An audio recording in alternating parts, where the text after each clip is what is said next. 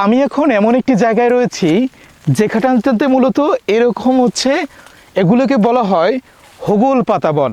মানে হচ্ছে কি জানেন, আপনারা যে গ্রাম্য ভাষায় বলে না ওগলা বনে যে পাটিগুলো বোনা হয়, সেই বন কিন্তু এটা। এবং এই যে দেখতে পাচ্ছেন এগুলো কিন্তু সব সেই হোগল পাতা। আর একটা জিনিস দেখাই, কে বা কাহারা যেন কেটে রেখে গিয়েছেন এই পাতাগুলা, এগুলো শুকিয়ে গিয়েছে। এরপর তারা এটা কিন্তু বাড়িতে নিয়ে যাবে এবং নেওয়ার পরে এটা দিয়ে কিন্তু ওগলা বোনা হবে।